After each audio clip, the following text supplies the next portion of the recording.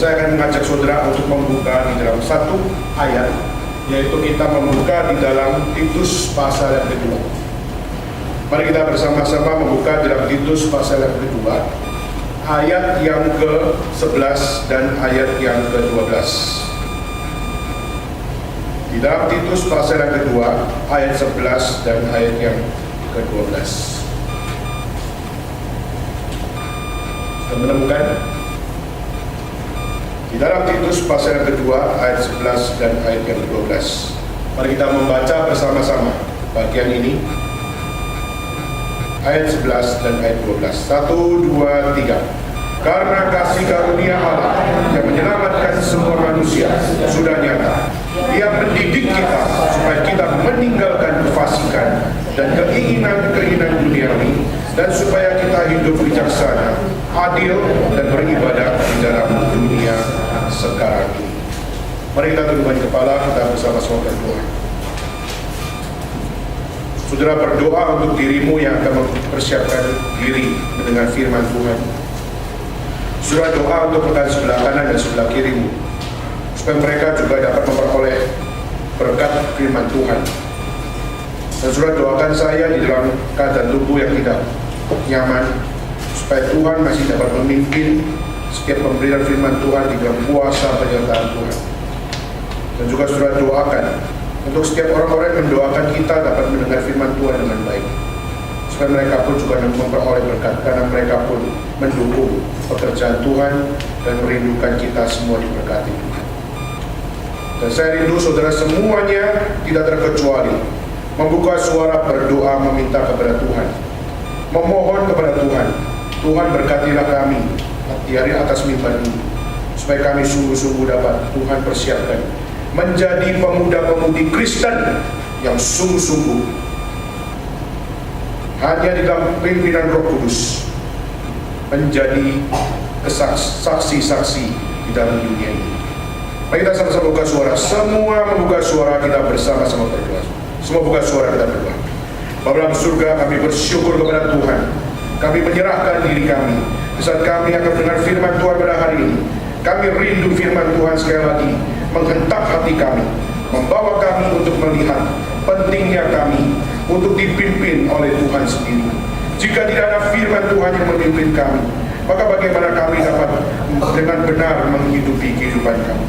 Kami rindu ya Tuhan, biarlah Engkau sendiri yang bertakhta di atas mimbar ini dan memimpin kami masing-masing. Dan kami berdoa untuk diri kami, kami berdoa untuk rekan sebelah kanan dan sebelah kiri kami. Kami berdoa untuk hamba Tuhan yang menyampaikan firman Tuhan. Dan kami berdoa untuk setiap orang-orang yang mendoakan setiap kami masing-masing. Kami rindu di dalam satu pun yang tidak diberkati oleh Tuhan. Kami rindu satu demi satu mereka menikmati kebenaran-Mu, dan mereka dimenangkan di dalam Kristus, dan kerohanian mereka bertumbuh dan berbuah. Inilah doa kami Tuhan, inilah yang menjadi kerinduan kami. Dan kami memohon kepada Tuhan, sekali lagi bekerjalah di dalam hidup kami di saat kami mendengar firman Tuhan. Sekali lagi bekerjalah dalam diri hamba-Mu yang hina ini di dalam atas mimbar ini. Dan juga bekerjalah sekali lagi ya Tuhan untuk memimpin kami, untuk dapat melihat pentingnya firman Tuhan menjadi satu firman yang menghidupkan kami. Terima kasih Tuhan. Inilah doa kami yang kami serahkan dalam nama Yesus Kristus. Kami bersama-sama berdoa dan berterima kasih. Amin. Saudara, kita akan bersama-sama untuk melihat apa yang menjadi kewajiban hidup sebagai orang reform. Apa yang menjadi satu kewajiban bagi setiap orang-orang yang dipilih oleh Tuhan? Apa yang menjadi kewajiban orang-orang yang dipanggil oleh Tuhan? Dan apa yang menjadi kewajiban orang-orang yang diberikan anugerah keselamatan oleh Tuhan untuk mereka dapat menerima Kristus sebagai juru selamat? Maka sudah kita tadi membaca dalam Titus pasal kedua, dan sudah melihat di sini Paulus mendidik seorang pemuda yang bernama Titus.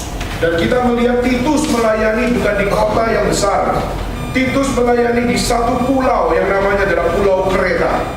Dan kita tahu Pulau Kreta adalah satu pulau, meskipun adalah kota yang kecil, tapi bukan berarti bukan kota yang tidak memiliki akan keunikan. Kreta adalah salah satu kota yang berada di Asia yang merupakan percampuran budaya yang begitu banyak. Ada budaya Yunani mempengaruhi di sana. Ada budaya-budaya dari begitu banyak daerah, dari Mesopotamia, dari Persia, itu juga menjadi satu pengaruh di satu pulau yang namanya Pulau Kreta.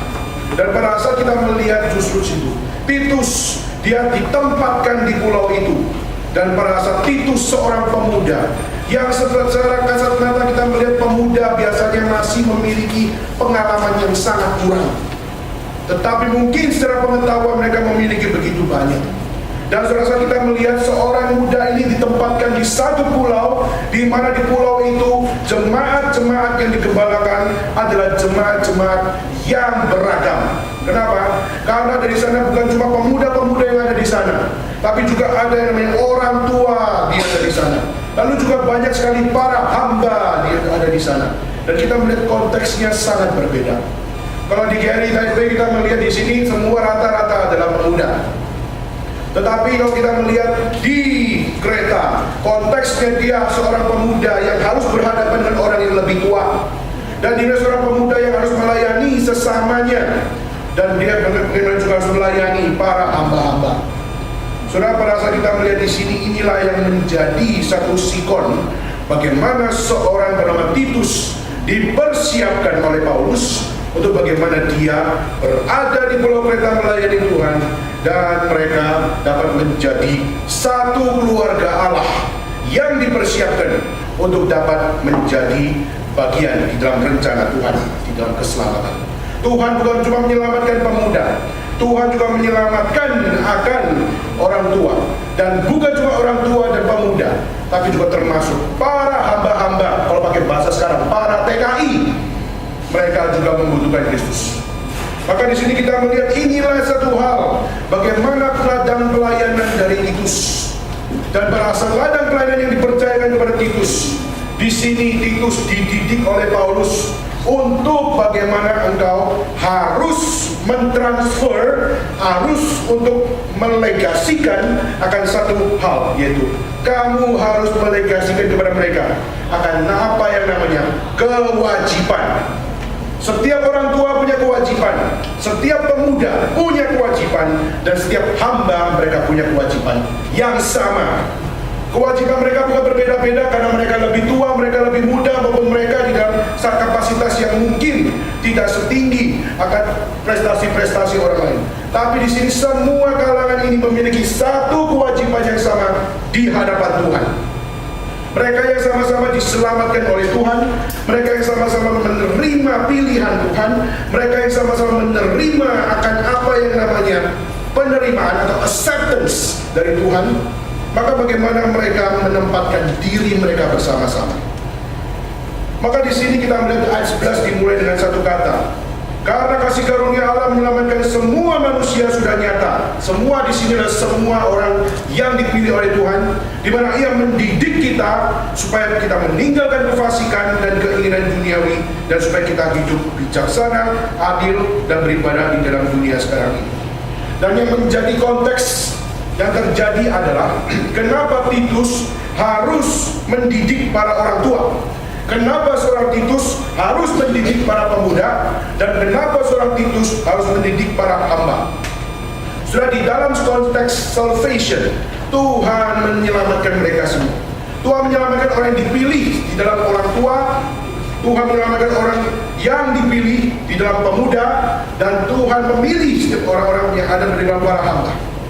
Tetapi sudah ada satu hal yang Tuhan mau Titus secara tugas dia untuk apa? Untuk bagaimana dia menyadarkan bahwa konsep keselamatan itu bukan berarti take it for granted. Bukan berarti di saat kamu diselamatkan maka kamu sudah tidak memiliki tanggung jawab dan engkau tidak memiliki responsibility. Maka di dalam tantangan mereka yang ada di Kreta menawarkan begitu banyak perpaduan budaya. Kreta menawarkan begitu banyak akan hal-hal yang akhirnya memberikan akan setiap mereka akan new inspiration. Yaitu apa? Ada satu tren yang diajarkan di budaya ini. Ada tren yang muncul di budaya itu. Saudara, di dalam kekristenan kita melihat begitu banyak akan kekristenan yang sudah dipengaruhi oleh begitu banyak budaya-budaya. Saudara, kalau melihat konteks saat itu, banyak sekali orang-orang yang mengadopsi konsep dari Yunani. Dan konsep Yunani seringkali menawarkan banyak hal yang secara nafsu manusia itu mengalami sebuah kepuasan. Misalnya, di dalam Yunani kuno, di saat mereka menjadi seorang yang sangat berdosa dan ingin disucikan, maka mereka kalau mau disucikan harus pergi ke kuil. Dan di kuil di situ disediakan perempuan-perempuan yang menjadi dayang-dayang, di mana mereka menjadi penyuci di dalam diri kita. Sehingga apa? Setiap pria-pria yang ingin disucikan, mereka bisa pergi ke kuil dan mereka melakukan seks di situ, dikatakan sebagai seks kudus. Sehingga mereka dikuduskan di kuil itu. Sehingga pada saat mereka pulang, mereka menerima kenikmatan yang baru, hidup yang baru. Maka pertanyaannya, apakah ini ajaran yang sungguh-sungguh adalah ajaran yang benar? Apakah ini adalah ajaran yang sungguh-sungguh bisa dikatakan sebagai ajaran yang suci? Saudara, maka pada saat kita melihat, inilah yang menjadi satu hal yang harus ditinggalkan. Konsep seperti ini adalah konsep yang tidak seharusnya dihidupi. Tetapi kita melihat kefasikan dan kita melihat keinginan duniawi rupanya sudah menjadi pengaruh yang besar sekali, termasuk di dalam kekristenan. Saudara, di dalam kekristenan ada satu denominasi namanya Children of God, dan itu sudah masuk di Indonesia di tahun 90-an. Dan saya pernah satu kali ikut di dalam kebaktian itu, dan terus terang kepingin datang lagi. Tetapi pada saat melihat, justru itulah satu hal, saya justru masuk di dalam godaan. Di dalam godaan bagaimana apa? Ini adalah denominasi yang sungguh-sungguh tidak kudus. Mereka mengatakan kita adalah we are the children of God. Kita harus berdasarkan cinta kasih. Karena God is love, maka saya harus mengasihi. Saya harus mengasihi setiap orang. Saya harus mengasihi akan orang-orang yang tidak layak. Akan kata-kata begitu benar. Tetapi akhirnya dia mengatakan apa? Coba lihat di sebelah kananmu, coba lihat di sebelah kirimu. Bukankah Allah mengasihimu, Allah juga mengasihi mereka? Maka cintailah mereka seperti Tuhan mengasihi kita. Caranya apa? Cium pipi kanan, pipi kiri, cipika-cipiki. Waktu saya pikir, waduh kok enak banget begitu. Cewek kita cari cewek yang cantik aja supaya kita bisa pelukannya sebagainya. Lalu bisa yang wanita cium jidat cowok. Kebalik. Cowok cium jidat dari cewek. Saya berpikir, apa ini? Ajaran apa ini? Alkitab saya nggak pernah datang ke gereja yang seperti itu. Tapi nama anak muda senang-senang aja. Tapi awas dulu ya, pergi ke gereja seperti itu. Karena apa? Justru akhirnya orang mau datang karena apa? Muka gua jelek, nggak pernah punya pacar. Di situ kesempatan saya cipika-cipiki. Karena saya nggak pernah punya pengalaman cipika-cipiki dan sebagainya. Kurang aja.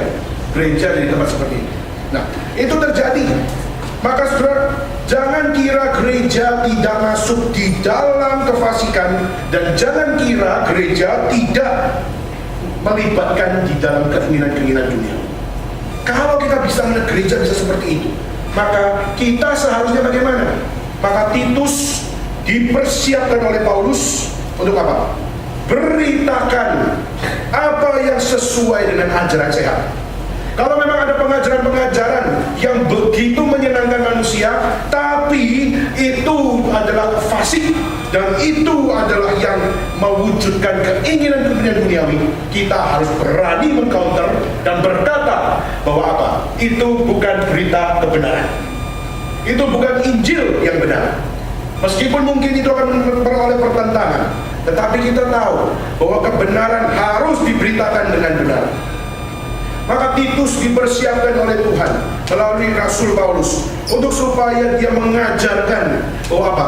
Berita yang sehat, berita yang benar, berita yang mungkin adalah sesuatu yang kita harus adopsi, mungkin adalah berita yang paling melawan selera kita. Tetapi saudara, inilah yang menjadi kewajiban kita.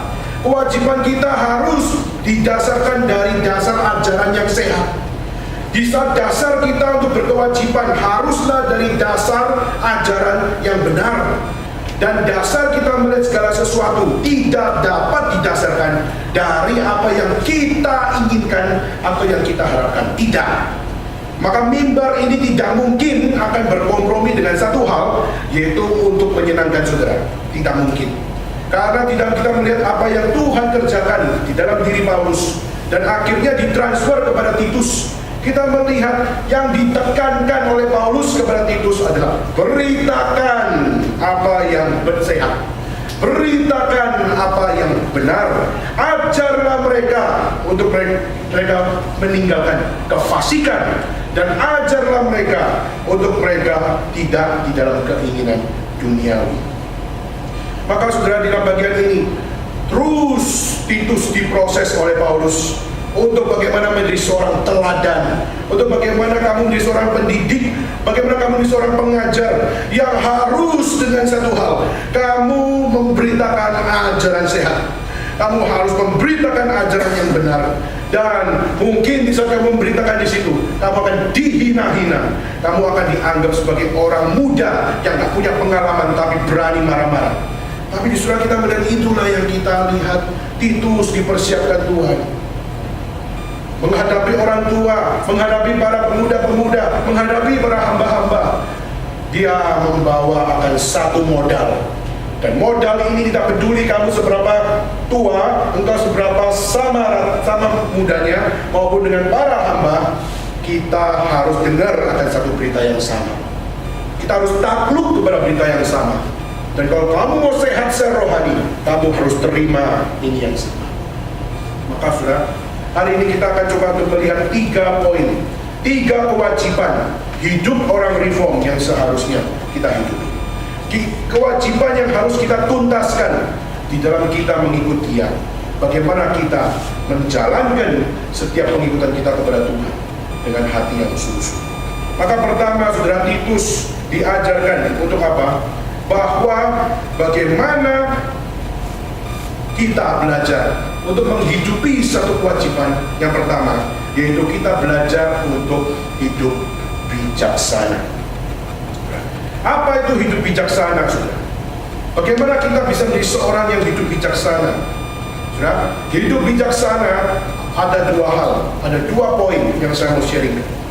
Bijaksana pertama berbicara tentang bagaimana kita belajar membatasi diri di dalam kenikmatan. Saudara, di dalam kita hidup ini kita pasti memiliki keinginan duniawi. Dan saya yakin saudara juga punya apa namanya nafsu. Dan kita juga gak berkata bahwa saudara waktu masuk dalam gereja ini saudara akhirnya menaruh nafsumu di rumah atau menaruh akan keinginan duniawimu di rumah. Tidak. Saudara membawa ke sini juga termasuk keinginan duniawimu, dan saudara termasuk membawa dirimu di tempat ini, itu engkau membawa nafsumu. Tapi pertanyaannya yaitu di saat kita bagaimana berkewajiban untuk hidup sebagai seorang ikut Tuhan. Pertama, kita harus belajar untuk bijaksana, yaitu belajar untuk rela membatasi diri. Bahwa apa? Waktu saudara datang ke tempat ini, saudara pasti tidak kurang ajar ya. Saudara belajar membatasi diri kan. Dan saudara masuk ke sini, saudara nggak anggap tempat ini sebagai mall kan. Akhirnya saudara bisa shopping, lihat shopping dan lihat dan sebagainya. Tidak kan. Saudara langsung datang, langsung duduk dengan tenang. Saya sangat mensyukuri waktu saudara masuk ke gereja, saudara mensyukuri melakukan suatu hal dengan apa? Saudara diam, mempersiapkan hati untuk saudara apa? Untuk saudara ikut ibadah. Gereja Protestan sering kali melakukan hal yaitu apa? Masuk ke gereja, langsung what's up yo, apa kabar men gitu. Sering kali kita menganggap gereja itu tempat di mana pokoknya kalau belum ada liturgis yang naik, berarti kita masih bisa kali-kali dan apa misalnya mau berbicara dan sebagainya. Saudara, kalau saudara pergi ke gereja Katolik, saudara akan menemukan ada satu keunikan di saat mereka membuat akan katedral. Setiap orang masuk, tidak ada yang bilang WhatsApp yo dan sebagainya, nggak boleh. Pak, diusir kamu. Kenapa? Karena waktu kamu masuk ke rumah ibadah, di situ mereka selalu, di saat kamu rame, kamu pasti dikatakan nggak boleh lagi. Sudah saya bawa satu tim dari Beijing pergi ke Tianjin, dan salah satunya saya bawa ke satu katedral yaitu Saint Joseph. Waktu saya bawa mereka ke situ, saya bawa mereka dan saya biarkan, nggak kasih tahu apa-apa. saya biarkan mereka masuk. Setelah mereka masuk, benar saudara, orang Indonesia lihai, ya, masuk langsung, wih keren yo, ya apa ya ini yang semua ada ekspresinya kayak orang kampung baru datang gitu. Benar semua ini setelah masuk di situ langsung semua. Lalu akhirnya pada saat mereka akhirnya setelah keluar dari tempat ibadah, saya kasih tahu, kamu tahu tidak kenapa kamu disemprotkan? Kamu kurang ajar bagi mereka. Kenapa? Ini ruang ibadah, tempat Tuhan bersemayam. Tempat Tuhan bersemayam adalah di rumah Tuhan. Lalu kamu masuk di rumahnya Tuhan, kamu kayak pasar aja langsung ngomong suara dengan begitu kencang, ketawa-ketawa dengan begitu kencang. Sudah, akhirnya mereka langsung belajar. Waduh, kalau ke gereja katedral ini kita begini, tapi biasanya kita di gereja namanya GRII, kita di MRII, kita biasanya masih bisa curhat-curhat dan sebagainya. Saya bilang, kalau begitu, kamu seharusnya apa yang bisa kamu introspeksi dalam diri. Lalu akhirnya kita seringkali anggap apa? Kita seringkali anggap, oh kita tentang ibadah, maka kita selagi belum mulai, Tuhan belum datang. Sampai pendetanya datang, Tuhan baru datang. Bukan, Tuhan sudah datang dari awal. Sebelum kamu datang, sudah datang. Sudah? Dan pertanyaan waktu kamu datang dengan satu konsep ibadah yang bagaimana? Kamu datang dengan konsep ibadah yang bijaksana atau tidak? Saudara, ini adalah suatu pertaruhan. Maka di sini kita melihat inilah yang menjadi satu gambaran. Orang-orang Katolik mereka melihat rumah Tuhan dan tempat Tuhan bersemayam. Tapi apa bedanya dengan orang-orang Protestan? Orang-orang Protestan melihat gereja bukan tempat Tuhan bersemayam saja. Tapi apa? Dunia ini adalah tempat Tuhan bersemayam. Saudara mesti lihat di dalam Kisah Para Rasul. Ada satu khotbah dari Stefanus yang mengatakan langit adalah tempat Tuhan bertahta. Maka berarti apa? Tuhan bukan cuma ada dalam gedung gereja, Tuhan ada di seluruh ciptaan. Maka seharusnya kita takut kepada Tuhan. Itu bukan cuma dasar dalam gereja, maka kita takut sama Tuhan. Maka orang-orang Katolik pada saat mereka masuk dalam rumah Tuhan, itu ada good point-nya. Yaitu apa? Mereka sangat menjaga. Maka pada saat mereka masuk dalam gereja, mereka harus basuh dengan air dulu. Lalu dengan satu janji, saya masuk ke rumah ibadah ini, saya tidak akan kurang ajar. Kecuali Mr. Bean yang di tayangan itu masuk rumah ibadah tapi bikin honor satu lagu, haleluya haleluya dia, haleluya haleluya haleluya gitu aja, akan dirusak dengan begitu banyak. Akhirnya kita melihat penghinaan demi penghinaan. Itu tidak kurang bijaksana. Maka saudara, kita melihat Titus dipanggil oleh Tuhan, dididik oleh Paulus untuk mengajarkan kewajiban seorang yang mengikut Tuhan, baik kamu orang tua, baik kamu pemuda, baik kamu adalah hamba, kamu harus belajar satu hal yang sama, yaitu pertama, bijaksana. Maka bijaksana bicara tentang bagaimana membatasi diri. Tapi membatasi diri ini apakah cuma di rumah Tuhan? Tidak. Selama engkau hidup di dalam dunia ini, baik di dalam gereja maupun di luar gereja, kamu harus membatasi diri di dalam konsep yang sama. Berarti saat kamu hidup di luar dengan kamu masuk dalam gereja, itu adalah one life. Seorang filosofer yang sekarang masih hidup di Calvin, itu namanya Nicholas Wolterstorff. Dia mengatakan, what is definition of worship? Maka dia mengatakan, worship is about presenting one life to God. Maka tidak peduli kamu dalam gereja maupun di luar gereja, you are presenting one thing. Kamu mempresentasikan satu hal yang sama, the same thing. Itu apa? Kamu membatasi diri, baik di gereja maupun di luar gereja, kamu membatasi diri. Berapa banyak orang Kristen datang ke gereja dengan membatasi diri dengan sangat luar biasa, tapi di luar gereja itu mereka banyak sekali masuk di dalam tempat yang namanya diskotik. Berapa banyak orang-orang Kristen, maaf ya, termasuk orang-orang MRI, saya banyak dengar ada orang MRI masuk ke diskotik. Dan waktu saya dengar seperti itu, saya hampir nggak percaya. Tapi saya hanya berkata bahwa Tuhan, biarlah setiap pemuda-pemuda diajarkan bagaimana mereka menjalankan apa yang namanya kewajiban, yaitu melakukan pembatasan diri di dalam konsep kenikmatan, taste. Saudara pasti ingin makan kan? Saudara pasti ingin makan makanan yang enak. Semua orang ingin makan makanan yang enak. Tapi saudara, kadang-kadang ada orang yang harus membatasi diri. Akhirnya ada yang membatasi diri tidak makan nasi, ada yang membatasi diri tidak makan telur, ada yang membatasi diri untuk tidak makan yang bikin kolesterol dan sebagainya. Saudara, ada orang yang bisa melakukan apa yang namanya pembatasan diri. Ya. Saya kemarin pada saat kondisi saya paling parah. Suara waktu ngomong itu sakit sekali. Dan ada rekan kerja, nggak salah siapa, bicara bilang apa? Jangan minum air yang dingin ya Kodan, minum air hangat. Saya lupa siapa kemarin. Agnes masalah. Ngomong seperti itu. Wow, sudah. Satu hal itu apa? Akhirnya saya diajak untuk membatasi diri saya. Jangan minum air dingin. Belajar untuk membatasi diri dalam kenikmatan. Kalau saya memang orang nggak bisa panas, tapi apa? Untuk saat ini belajar membatasi diri. Minumlah yang hangat. Dan hari ini lebih baik. Saudara, maka di sini bijaksana di dalam Tuhan adalah bagaimana kita belajar membatasi diri di dalam kenikmatan. Untuk apa? Tidak masuk di dalam apa? Tidak masuk di dalam kefasikan dan tidak masuk di dalam keinginan duniawi. Kita harus berani untuk melakukan sebuah pembatasan.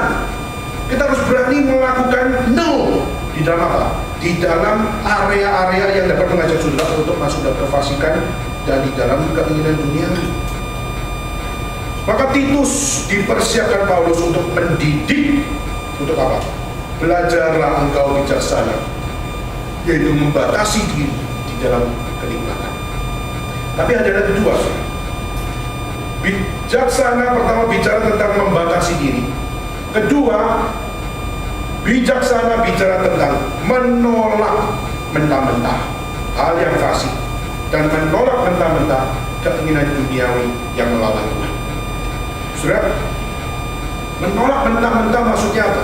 Bukankah kita punya keinginan? Mau beli baju juga punya keinginan, ya kan? Mau beli barang juga ada sebuah keinginan juga. Dan sebenarnya bagaimana kita belajar untuk menolak, saudara?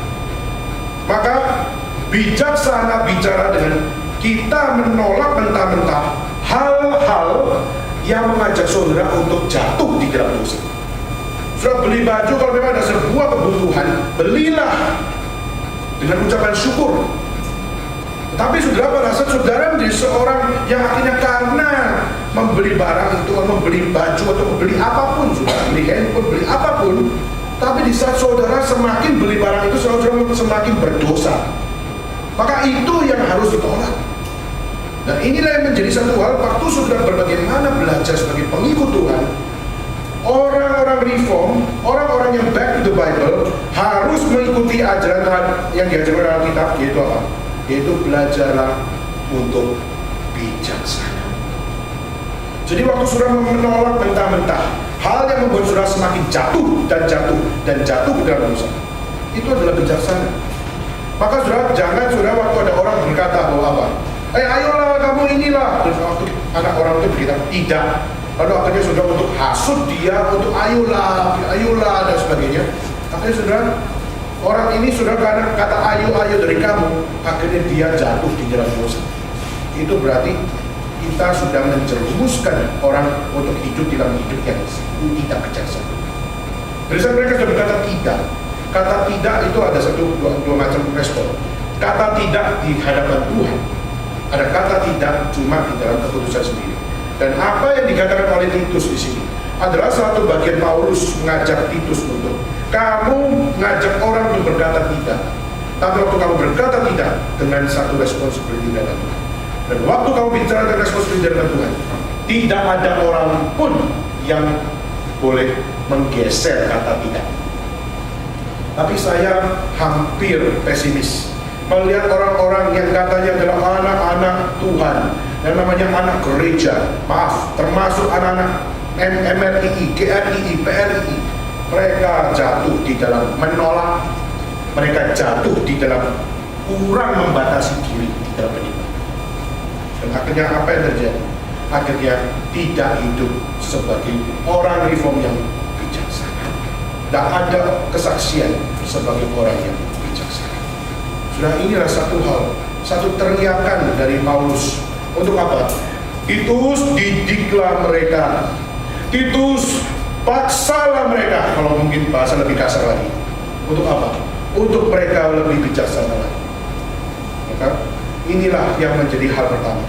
Maka kewajiban orang yang mengikut Tuhan, haruslah engkau belajar bijaksana, membatasi diri, dan belajar menolak apa yang membuat engkau jatuh dosa. Itu pertama. Hal kedua, yaitu sudah bicara tentang apa yang namanya keadilan.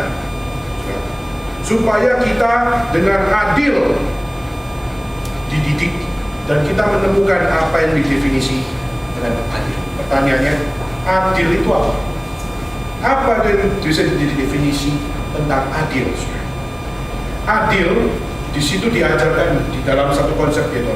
Bagaimana adil itu adalah bicara tentang tepat, bertindak dengan tepat, bertindak dengan sesuai, dan bertindak dengan benar kepada orang lain. Kalau kamu memperlakukan orang lain dengan benar, itu namanya adil.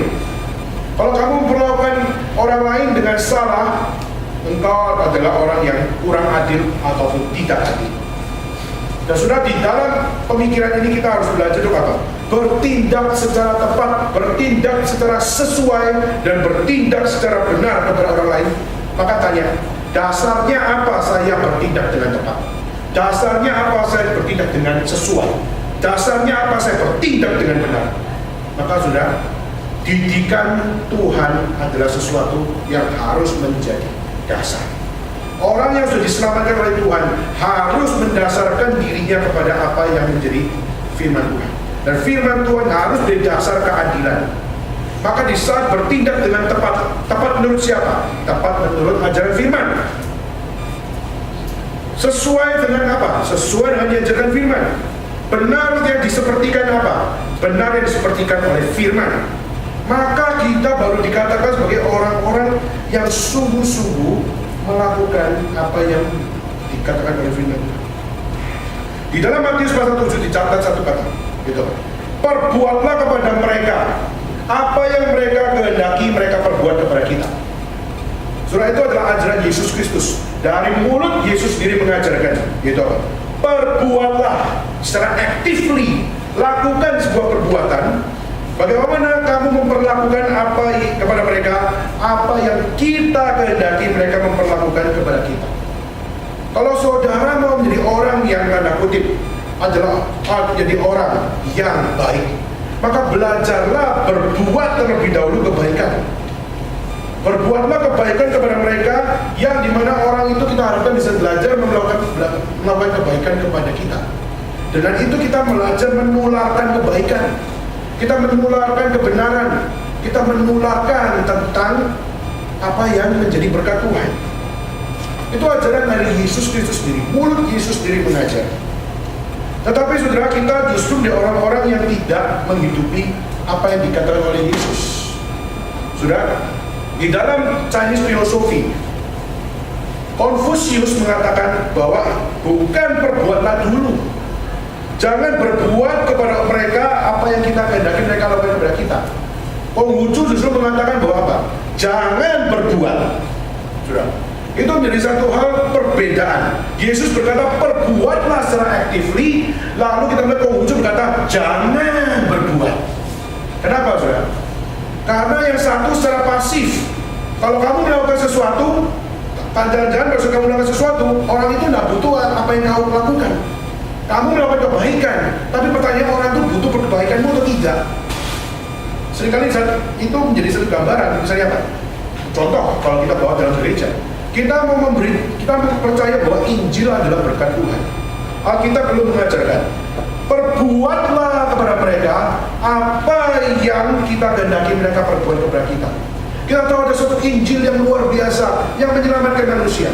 Maka kita beritakan kepada mereka supaya mereka pun juga belajar memberitakan kepada kita, memberitakan kepada orang lain. Wah, itu sesuatu yang luar biasa. Itulah the message of salvation. Dan itu Tuhan ajarkan dengan apa? Pergilah, jadikanlah semua bangsa muridku, baptislah mereka dalam nama Allah Bapa, Putra, dan Roh Kudus, dan ketahuilah aku akan menyertai engkau sampai akhir zaman. Semua itu connect. Tapi kalau kita melihat ajaran dari Konghucu, melihat ajaran dari Chinese philosophy, Chinese culture, mereka mengatakan jangan, kamu tidak bisa melakukan itu. Kenapa? Ada satu profesor di Harvard, seorang profesor yang di dalam bidang Confucian.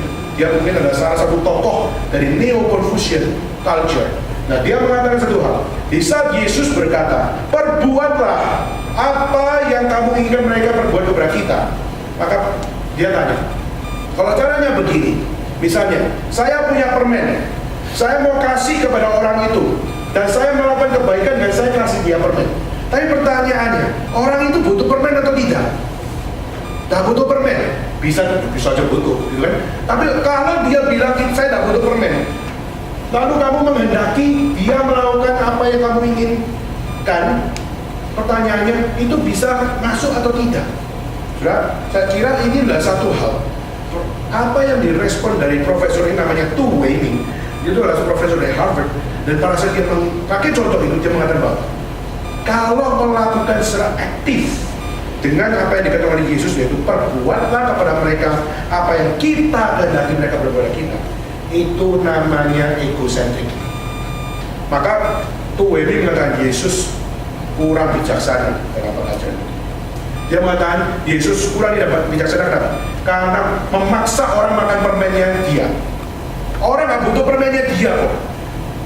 Orang berhak dong menolak apa permennya dia. Tapi akhirnya pada saat permen itu dikasihkan, saya tidak mau.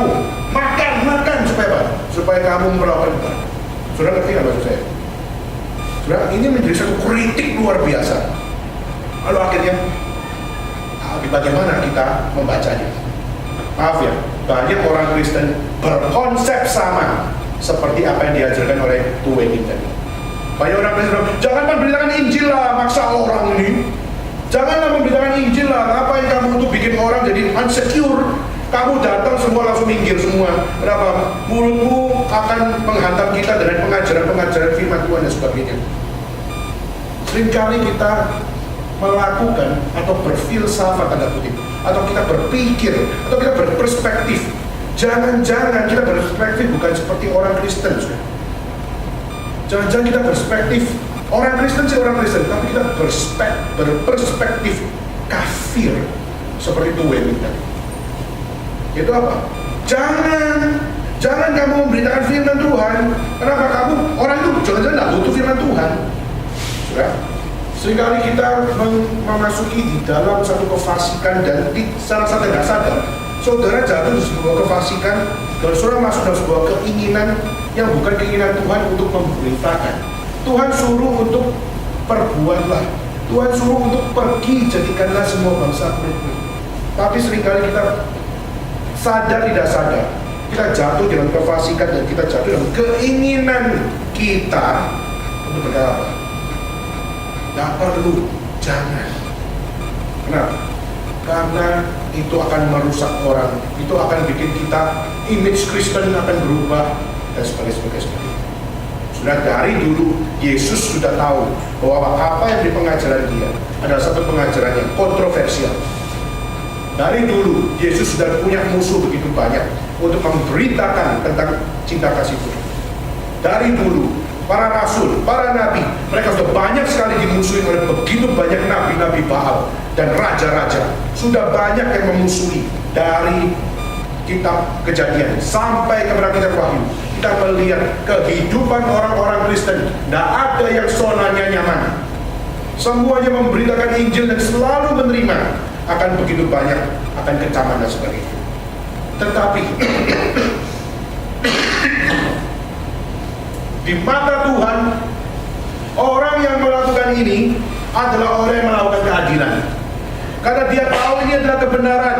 Kebenaran ini tidak boleh orang tidak tahu. Orang harus mendengar firman Tuhan. Maka itulah namanya tindakan yang tepat, tindakan yang sesuai, dan tindakan yang benar. Dengan kita bertahu ini adalah kebenaran dan ini harus diberitakan, di saat mereka mau terima atau tidak terima, itu adalah mohon belas kasihan Tuhan. Tetapi di sini yang penting kita harus menyadari bahwa apa? Active spirit ini adalah sesuatu yang harus kita bangun. Inilah kewajiban, saudara. Ini bukan sebuah hal yang saudara bisa berkata tidak dan iya. Ini kewajiban. Sudah banyak dari kita menjadi orang Kristen, apalagi orang Reform, tapi kita kurang bijaksana dan kita kurang adil. Kenapa? Karena seringkali kita melakukan Photoshop dan kita melakukan editing terhadap apa yang menjadi iman yang di-share dengan firman Tuhan. Maka inilah sesuatu yang sangat-sangat membuat kita harus bertobat. Kalau saudara tidak menganggap dua poin ini menjadi dua poin yang penting, atau nanti ketiga menjadi poin yang penting, maka saudara akan menjadi orang-orang yang tidak berkewajiban. Seorang Kristen tapi yang tidak mau berkewajiban.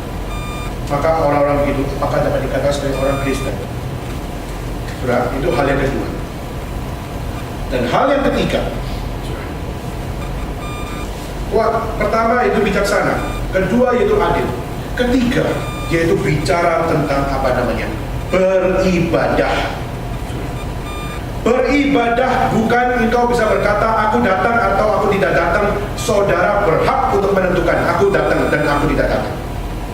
Kata beribadah bukan di dalam satu keputusan saudara untuk bisa untuk melakukan sebuah arguing bahwa mengatakan bahwa saya berhak pergi atau saya tidak berhak pergi, itu saya menentukan. Tidak. Di dalam kekristenan kita melihat ini adalah sebuah kewajiban kita. Kewajiban untuk apa? Kewajiban untuk kita belajar di dalam satu tempat ibadah. Kita belajar beribadah, kita belajar untuk peduli terhadap apa? Kita belajar peduli tentang kemuliaan Tuhan. Kita belajar peduli tentang kehendak Tuhan. Kita belajar peduli tentang rencana Tuhan. Kita belajar untuk peduli di dalam every aspects di dalam hidup kita masing-masing. Kita belajar peduli untuk bagaimana konsep kemuliaan Tuhan harus membuat saudara dan saya belajar bahwa semua ini adalah dari Tuhan. Maka bagaimana dalam setiap inci yang saya pelajari, saya belajar menjalani semuanya sebagai sebuah ibadah dari Tuhan. Sudah, hari ini banyak orang Kristen, di China, di gereja, di MLI, saya nggak bilang kapan mana, itu ada jemaat yang mengatakan, datang ke gereja lalu bilang, saya tuh tidak boleh sama papa mama saya datang ke gereja. Duh, kamu kan pelayanan di gereja, kamu kan sudah aktif di gereja. Betul, iya, tapi kenapa? Dia bilang, tapi papa mama saya takut saya ketangkep kalau masuk ke gereja. Kan gereja di China tuh semuanya yang benar, gerejanya semuanya underground church. Jadi underground church kan gereja yang berbahaya sekali. Takut nanti ditangkap, lalu nanti digerobak dan sebagainya. Terus papa mamamu bilang apa lagi? Dia bilang, jangan ke gereja. Kalau gitu kamu mesti ngapain? Kamu baca Alkitab juga titik. Nggak usah kumpul ke gereja, nggak usah datang beribadah, nggak usah ikut Bible study, nggak usah ikut akan kegiatan-kegiatan rohani. Lalu saya bilang, menurut kamu papa mamamu benar atau salah? Lalu dia mengatakan bahwa saya tahu papa mama saya salah, tapi dia kan mikirin saya, mikirin keselamatan saya dan sebagainya. Lalu bisa saya bilang, kalau papa mamamu sangat menyayangi kamu dan papa mamamu begitu menginginkan keselamatanmu, saya di hadapan Tuhan, dia ingin nggak kamu diselamatkan? Di hadapan Tuhan yang kita sama-sama percaya, Yesus Kristus yang kita percaya, di dalam pekerjaan Roh Kudus yang kita semua percaya, kamu ingin nggak kamu diselamatkan dari Tuhan? Maka langsung dia bilang kata bahwa saya ingin. Di dalam kamu percaya kitab suci, percaya. Lu percaya kitab suci adalah firman Tuhan, percaya. Baca Ibrani. Jangan kamu melewatkan diri dari pertemuan-pertemuan rohani. Itu adalah dari ajaran dari Allah sendiri. Jangan engkau menghindari dari pertemuan-pertemuan rohani, karena itu semua adalah dari Allah diberikan. Maka ini adalah sebuah hal yang serius. Kenapa ada persekutuan doa? Kenapa ada Bible study? Kenapa mesti ada KTB? Kenapa mesti ada akan ibadah minggu dan sebagainya? Ini adalah sebuah hal kepedulian yang Tuhan mau ajarkan. Tuhan mau membawa mereka untuk melihat bahwa keselamatan menuntut responsibility. Orang diselamatkan berarti orang itu harus belajar bijaksana, harus belajar memaksa diri, harus belajar adil, berarti harus bertindak sesuai dengan apa yang firman Tuhan katakan. Dan firman Tuhan mengajarkan itu apa? Beribadah kepada Tuhan. Dan konsep ibadat sekali lagi tadi saya katakan, ibadah itu bukan di dalam konsep apa? Cuma datang ke gereja saja, tapi presenting one life. Jadi dalam setiap aspek hidup kita masing-masing, kita harus belajar peduli akan kemuliaan Tuhan di dalam setiap apa yang kita kerjakan. Saudara, saya kadang-kadang bisa bersyukur kepada Tuhan kalau saya bisa boker. Saudara coba, pernah nggak saudara berapa hari nggak bisa boker? Wah, setengah mati saudara. Tapi saat kamu sekali boker, puji Tuhan. Sampai saya merasa satu ngomong puji Tuhan di toilet rasanya nggak bener ya gitu.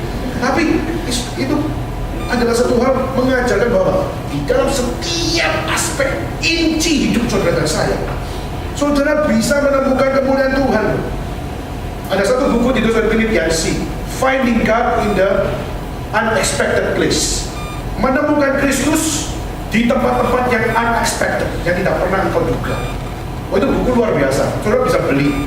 Ada buku Inggrisnya di kampus saya, kampus Kristen. Saudara, itu bagaimana kita bisa belajar dan melihat rupanya menemukan Tuhan itu bukan cuma di gereja, di dalam kehidupan setiap hari-hari kita bisa menemukan kebenaran Tuhan, menemukan anugerah Tuhan, menemukan kemuliaan Tuhan. Tapi seringkali kita nggak bisa lihat dengan in detail. Kenapa? Karena kita masih tidak melihat segala sesuatunya itu dengan berdasarkan apa yang kita wajib kerjakan. Sudah? Maka ini menjadi satu hal yang kita harus belajar untuk peduli. Pedulilah saudara dalam every aspect on your life. Tadi saya di kereta saudara, saya kadang saking begitu kaget karena saya sampai di Thailand. Langsung akhirnya sampai Thailand saya turun, langsung saya lari, lalu saya coba tanya sama satpam, akhirnya sampai naik. Waktu saya sampai di kereta, saya sudah basah kuyup, sudah kepala pusing, sudah badan tidak enak. Sampai saya punya bocah untuk basah. Dan waktu saya sampai di situ, ada anak kecil liatin saya. Liatin. Terus saya punya, Mama, yang mau wisung sama. Terus saya punya, ada wisung sama. Susu, ini. Waduh, bener-bener unexpected place. Aku belajar tentang apa? Bahwa Tuhan pakai anak kecil ini mengajarkan bahwa anak kecil bisa care sama orang yang tidak dia kenal. Kadang-kadang dia bisa nggak diculik, bisa juga. Tapi dia di dalam unexpected situation, dia menjadi berkat buat saya. Dan saudara, itu sesuatu hal. Saudara, beribadah itu adalah satu hal yang Tuhan wajibkan. Maka orang Kristen yang berkata, aku menjadi Kristen tapi kamu ke gereja, dia bukan orang Kristen. Pasti bukan orang Kristen. Maka orang yang masih mengatakan datang gereja itu adalah pilihan saya, itu bukan keputusan orang Kristen. Itu bukan melaksanakan kewajiban orang Kristen. Orang Kristen adalah orang yang sungguh-sungguh menjunjung tinggi ibadah. Ibadah di dalam gereja, di luar gereja, satu life itu adalah satu hal yang dipresentasikan. Maka ini yang kita harus didik. Kadang-kadang kita pakai hal, kenapa kita harus relay kadang-kadang. Kenapa kita harus pakai DVD untuk bisa beribadah? Sudah kadang-kadang kita kurang tenaga, tapi kita belajar untuk melihat bahwa apa? Semuanya ini kita peduli dengan pengajaran, kita peduli dengan dasar iman, kita peduli untuk bagaimana semua itu tersharingkan, sehingga apa? Semua bisa melihat bahwa Tuhan hadir. Tidak peduli ada hamba Tuhan, tidak ada hamba Tuhan, tapi di saat kita bisa bersekutu bersama-sama, disitulah Tuhan hadir. Maka di sini, di saat firman Tuhan mengatakan 2-3 orang berkumpul di dalam nama Tuhan, di situ bukan cuma 2 orang, 3 orang kumpul di dalam satu hal yang apa yang kita nak ngerti. Kita harus berkumpul di dalam sebuah pengertian, dan pengertian itu sama-sama kita pegang di dalam firman Tuhan. Saudara, maka ini yang harus kita belajar peduli. Maka saudara bisa datang ke gereja ini. Saudara, ini kali ini dan terakhir kita di sini. Dan nanti saudara pindah ke Taipei Main Station. Saudara, belajarlah peduli. Belajarlah peduli untuk melihat bahwa apa? Jadi saudara bisa pindah ke tempat yang lebih sentral, laksanakanlah kewajibanmu dengan ucapan syukur. Saudara bisa beribadah dan Tuhan memberikan akan satu hal, kita masih bisa diajar untuk peduli, untuk dalam setiap aspek hidup saudara. Belajarlah untuk saudara belajar beribadah dengan Tuhan. Kenapa saudara? Kenapa sih Titus harus diajar oleh Paulus untuk mendidik para tua, orang tua, mendidik para pemuda, dan mendidik para hamba untuk mengajarkan mereka tentang kewajiban mereka mengikut Tuhan. Kenapa harus diajarkan bijaksana? Kenapa harus diajarkan tentang keadilan? Kenapa harus diajarkan tentang ibadah? Kenapa? Karena terlalu banyak orang-orang Kristen di Kreta, di pulau Kreta, di mana Titus melayani. Mereka melayani tetapi di dalam kesaksian hidup yang sangat tidak kudus. Karena banyak orang-orang Kristen yang berada di pulau Kreta, mereka memiliki kesaksian hidup yang sangat tidak kudus.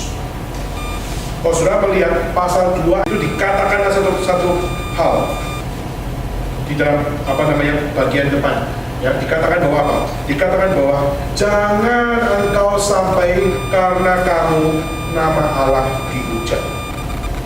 Jangan sampai karena kamu firman Tuhan dihujat. Saudara coba lihat di dalam bukan 2 ayat 24, tapi ayat ke-2 sampai ayat yang keempat. Coba saya bacain ayat pertama. Tapi engkau beritakanlah apa yang sesuai dengan ajaran yang sehat. Laki-laki yang tua hendaklah hidup sederhana, terhormat, bijaksana, sehat dalam iman, dalam kasih, dan dalam ketekunan. Wah, ini berat banget. Seorang pria harus belajar sederhana, belajar terhormat, belajar bijaksana, belajar sehat dalam iman, belajar dalam kasih, dan belajar tekun. Perempuan, ayat ketiga, perempuan-perempuan yang tua hendaklah mereka hidup sebagai orang yang beribadah, jangan berfitnah, jangan jadi hamba anggur, tapi jangan mengajarkan hal-hal yang baik. Lalu ayat yang keempat, kepada perempuan-perempuan muda dididik untuk apa? Mengasihi suami dan mengasihi anak-anaknya, bukan cuma shopping. 5. Hidup bijaksana, suci, rajin mengatur rumah tangga, baik hati, taat kepada suami, agar firman, nah perhatikan, agar firman Allah jangan dihujat orang. Dan inilah menjadi konteksnya, saudara. Kenapa kewajiban ini dipresentasikan?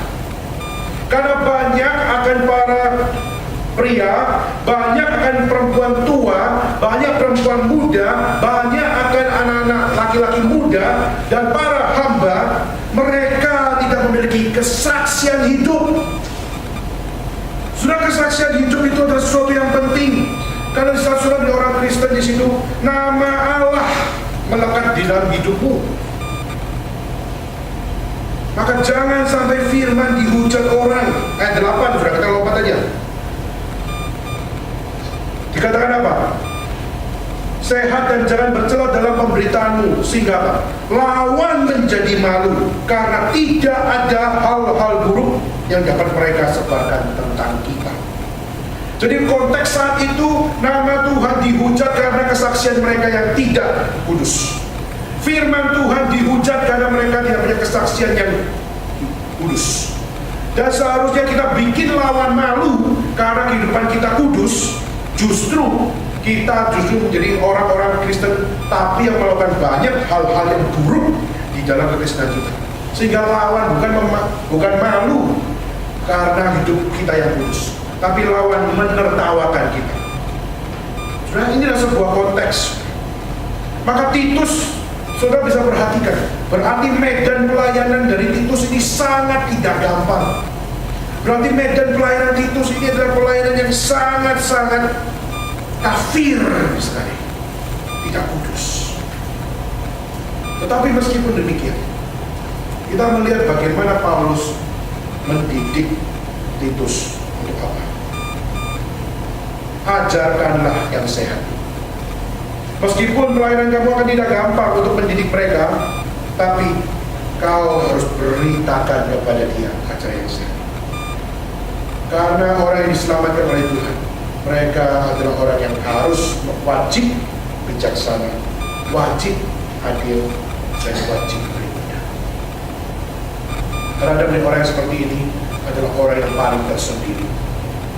Tetapi jika ini sungguh-sungguh kita hidupi satu persatu, tidak peduli saudara hamba Tuhan, tidak peduli saudara adalah seorang aktivis, tidak peduli saudara adalah jemaat biasa. Nanti saudara menjadi orang-orang yang melakukan 3 kewajiban ini di dalam hidup saudara dan saya. Saudara serius di dalam segala sesuatunya, melihat segala sesuatu di dalam bijaksana. Saudara serius melihat segala sesuatu di dalam konsep keadilan Tuhan. Dan saudara serius melihat segala sesuatu adalah ibadah. Maka di dalam kehidupanmu adalah kehidupan yang pasti menjunjung tinggi Allah dan kebenarannya. Maka saudara bukan menyenangkan manusia, saudara cuma menyenangkan Tuhan. Terakhir saya tutup.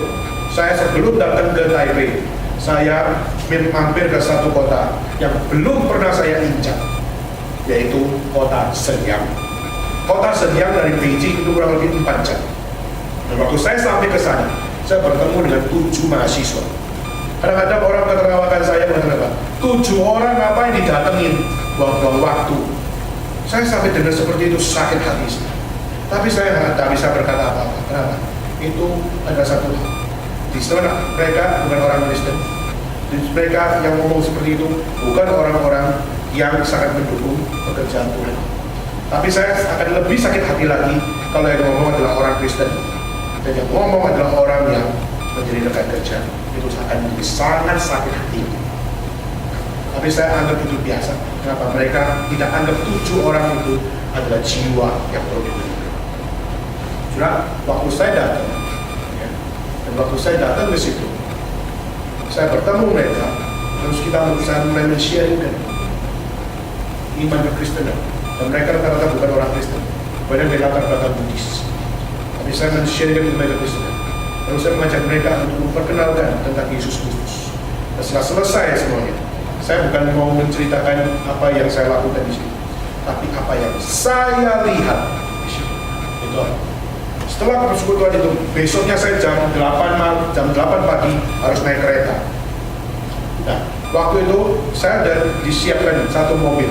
Jam 6 pagi itu akan membawa saya pergi ke Shenyang Station untuk saya tinggalkan Shenyang menuju ke Beijing.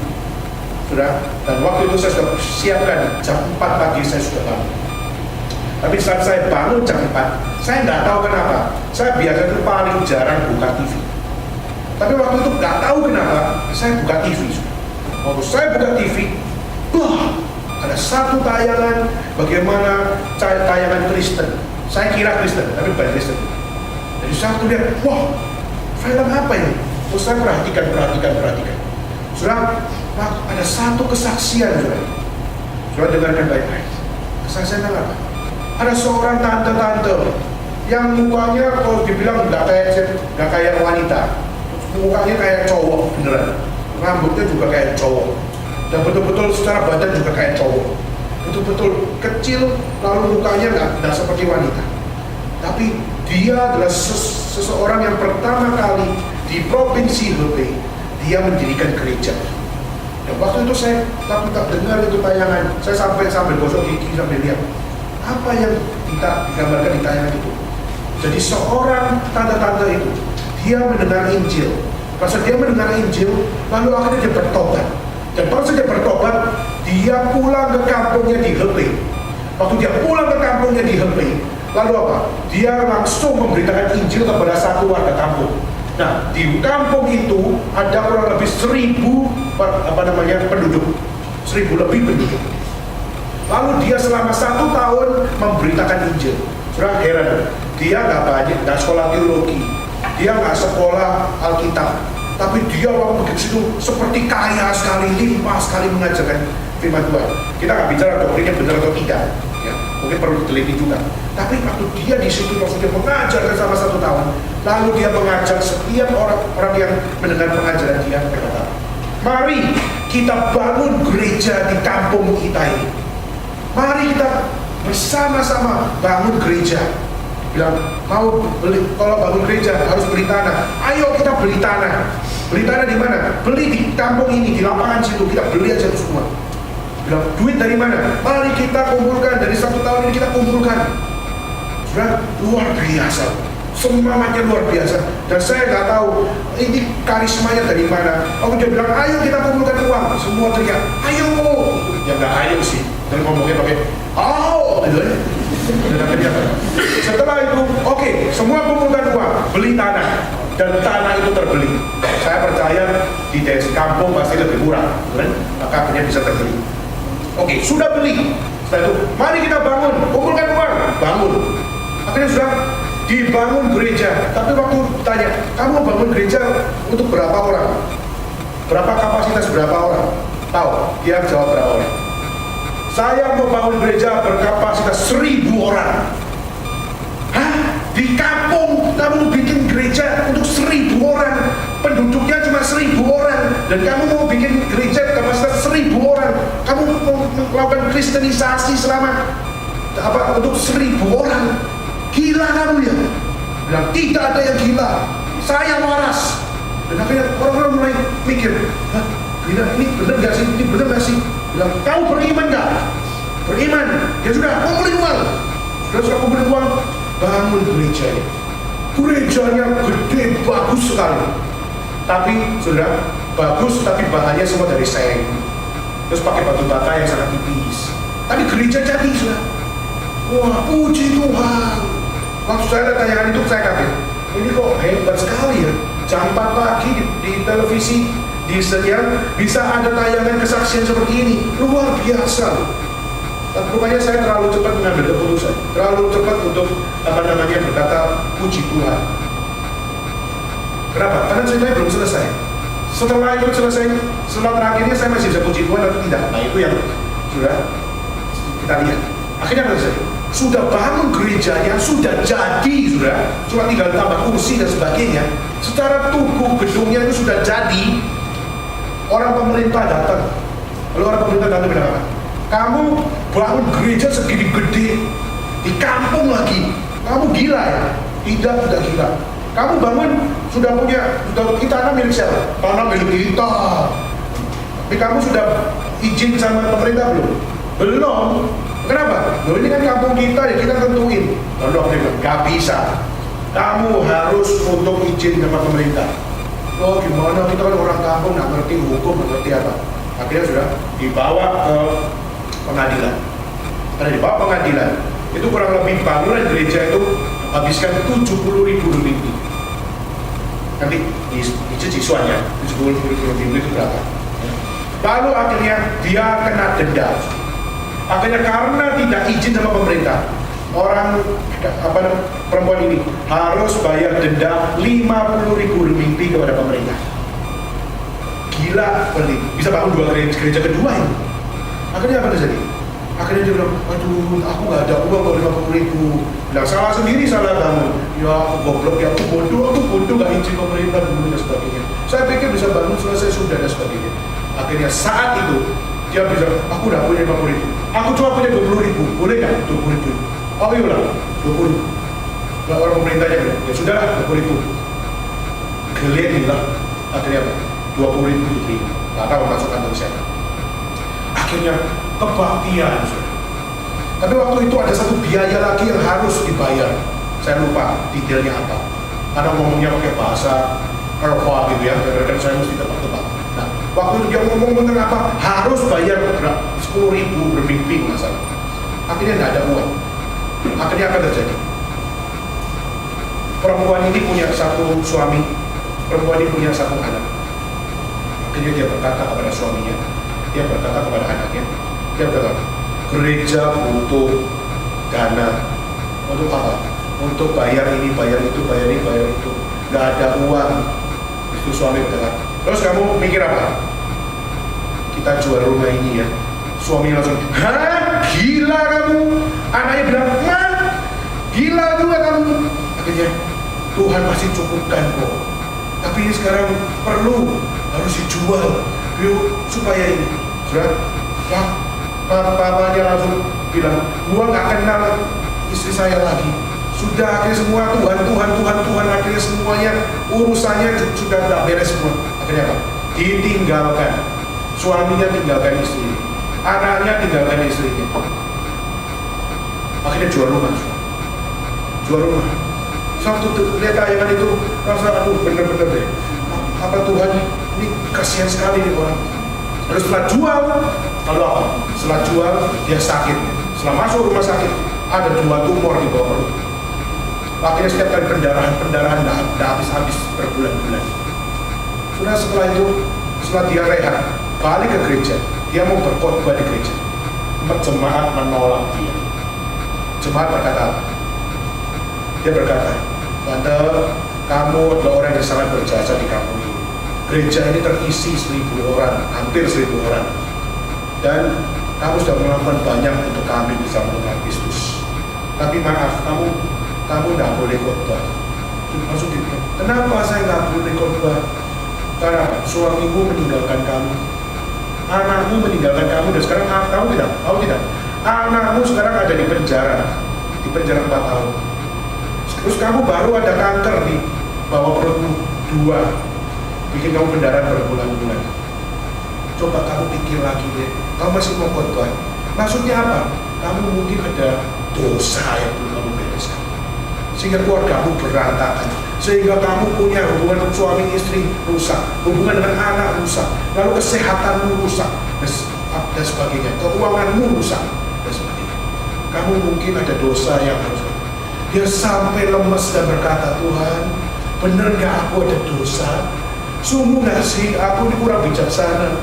Aku memang orang bodoh, aku cuma orang biasa. Aku memang punya hal-hal yang sangat terbatas. Tapi sungguh aku adalah orang yang tidak bijaksana. Apakah sungguh aku nggak adil? Sungguh aku nggak punya ibadah semua?" Sudah, saya hampir terlambat, tapi saya bilang, "Oh, dia cinta loh Bang." Mau bilang jemput saya bilang, "Di situ Bang, ikut teman, saya 7分钟, saya mau habisin cerita." Hampir terlambat. Dan kalau saya ini 7分钟, oke. Terus akhirnya saya lihat. Lalu di dalam kisah itu dia ditolak dari gereja. Akhirnya dia cuma jadi jemaat biasa, duduk di belakang. Dan pas dia duduk di situ, dia dengerin firman Tuhan. Waktu itu akhirnya dia ditanya dengan satu pertanyaan, "Bagaimana kamu melihat hidupmu hari ini?" Dia bilang, "Kalau melihat hidupku, aku kecewa." Tapi dia ditanya lagi satu pertanyaan, "Bagaimana kalau kamu kecewa dengan hidupmu, apakah kamu masih beriman kepada Tuhan?" Lalu dia mengatakan satu hal, "Bukan Tuhan yang mengecewakan saya. Buat apa saya meninggalkan iman saya? Saya sudah melakukan apa yang Tuhan mau saya lakukan. Kalau memang Tuhan mau saya cuma jadi jemaat akhirnya, dan saya tidak berjasa dalam kutip, itu memang sudah diberikan." Saya langsung dengar omongan itu, saya langsung merasa, wah ini meskipun dia bukan orang educated, tapi dia sangat beriman. Tapi belum selesai. Cerita terakhir yang dituliskan satu kali, gitu. Keluarlah kata-kata, "Orang yang bermaksud baik," karena bahasa Mandarin ya, saya kira-kira tebaknya, orang yang bermaksud baik belum tentu orang yang berbuat baik atau bermotivasi baik belum tentu bernasib baik. Lalu akhirnya kebaikan baru bisa terrealisasi dengan baik kalau semuanya itu kembali kepada peraturan. Peraturannya digedein. Akhirnya peraturan itu siapa maksudnya? Pemerintah. Ya, pemerintah itu bisa berjasa. Akhirnya apa? Akhirnya gereja yang sudah dibangun sama satu orang itu sudah akhirnya jadi berkat buat ribuan orang, dan akhirnya sekarang diambil sama pemerintah. Waktu itu saya bayangin kecewanya seorang wanita. Tapi saya waktu pulang lalu berangkat ke Shenyang Station, lalu berangkat ke Beijing. Dalam perjalanan saya mikir satu hal, perempuan ini bodoh atau perempuan ini adalah perempuan yang bijaksana. Saya meyakini satu hal, pada saat dia berkata, "Tuhan, kalau mau saya akhirnya cuma duduk menjadi jemaat, di saat saya sudah melakukan a lot of things, many things, saya rela. Kenapa? Karena saya hanya mengikuti. Dan saya waktu renungkan kata-kata itu, tidak gampang dihidupi. Tapi waktu dia berkata kata-kata itu, saya meyakini satu, itulah kewajiban yang dia kerjakan. Saudara, mari kita hari ini sebagai pemuda-pemuda Kristen, maka apakah engkau menjalani kewajiban dengan bijaksana, menjalani kewajiban dengan adil di mata Tuhan, dan kau menjalankan ibadah dengan benar sebagai kewajibanmu tanpa kompromi dengan Tuhan.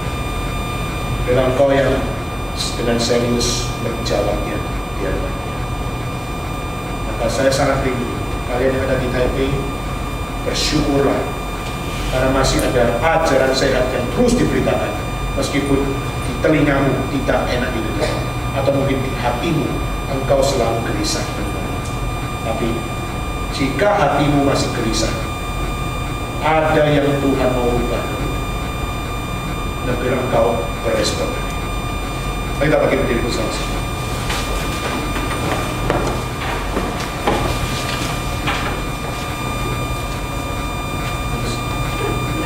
Saat saudara sudah berdiri, saya mengajak saudara menaikkan lagu ketiga bersama dengan saya.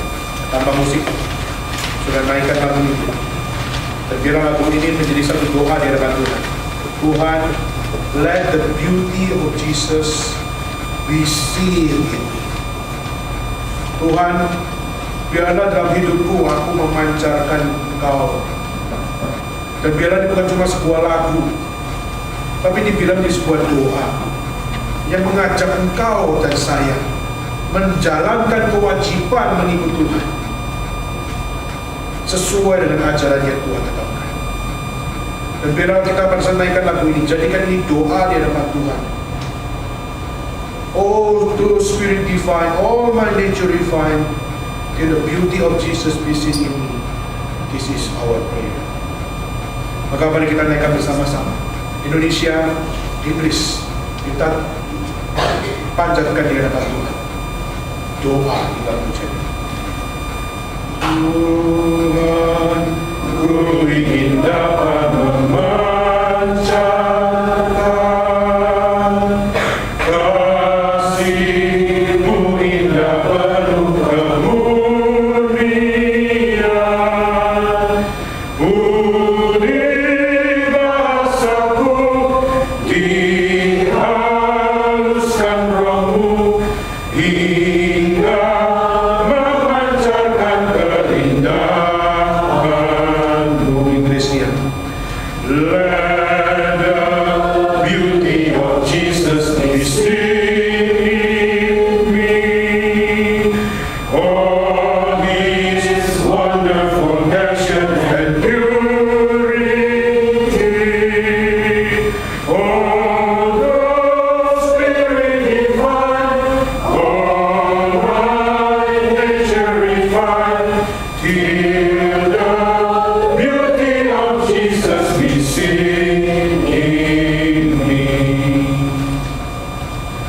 Sekalian, saya mengajak saudara untuk bersatu teduh sejenak, berdiam diri sejenak, dan saya memberanikan diri di hadapan Tuhan sekali lagi. Hari inilah hari terakhir kita berada di tempat ini, dan minggu depan kita sudah pindah ke tempat yang baru.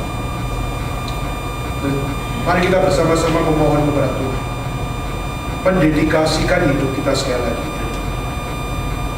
Berkata Tuhan, saya rindu menjadi pemuda-pemuda Kristen yang menjalankan kewajiban kami sesuai iman kami. Kami rindu kami dapat melakukan dengan bijaksana apa yang seharusnya kami lakukan. Kami rindu kami dapat bertindak dengan adil, tepat, dan akurat sesuai dengan apa yang Tuhan mau. Dan kami rindu Tuhan, kami peduli dengan kemuliaan Tuhan dalam setiap aspek hidup kami, baik kami di gereja maupun di luar gereja. Dan di saat kami masih Tuhan berikan anugerah untuk kami dapat menikmati kebenaran Tuhan yang mungkin tidak mengenakan kami. Tapi saat Tuhan masih mempersiapkan kami, memberikan tempat ibadah bagi kami, biarlah kami belajar menjalankan lebih benar lagi apa yang dikewajiban kami. Biarlah Tuhan yang mengaktifkan kami untuk kami dapat belajar menghidupi setiap pengikutan kami kepada Tuhan. Dan jangan biarkan kami menjadi batu sandungan sehingga nama Tuhan dihujat oleh orang, firman Tuhan dihujat sama orang, maupun kita bikin malu nama Tuhan. Mari kita bersama-sama memohon kepada Tuhan. Tuhan, kami mau mengikut teladan, kami mau menjalankan firman-Mu, kami mau menghidupi setiap pimpinan-Mu, kami mau menjalankan kewajiban kami. Jadikan kami saksi-saksi Tuhan yang sungguh-sungguh menghidupi kesaksian yang hidup. Dan kami rindu ya Tuhan, jangan biarkan kami rindu kami berubah, kami rindu kami dipakai Tuhan, kami rindu Tuhan, jadikan kami saluran berkat yang sungguh-sungguh indah. Dan hari ini saya sebagai hamba Tuhan, saya memberanikan diri. Siapa yang berkata Tuhan, saya mau lebih lagi menjalankan kewajiban saya mau lebih serius lagi menjalankan kewajiban saya nggak cukup hanya segini-segini aja, saya hanya sebagai penonton, saya hanya sebagai pengunjung, dan saya tidak punya komitmen apa-apa. Hari ini kami mau Tuhan lebih lagi, saya mau lebih lagi menjalankan kewajiban ini di hadapan Tuhan dengan lebih benar, lebih adil, lebih bijaksana, memuliakan Tuhan. Siapa yang punya doa seperti ini, saya memberanikan diri mengajak saudara mengangkat tangan di hadapan Tuhan. Saat saudara mengangkat tangan, saudara bukan menjawab apa yang saya katakan, tapi saudara menjawab apa yang Tuhan firmankan. Dan biarlah Tuhan yang menggelisahkan hatimu, Tuhan yang mengubah hidup, Tuhan yang membawa engkau untuk tidak bisa tidak, engkau jadi. Saya punya doa seperti ini. Mari kita bersama-sama akan berdoa. Tapi sebelumnya saya memberanikan diri pada hari ini. Angkat tanganmu di depan Tuhan.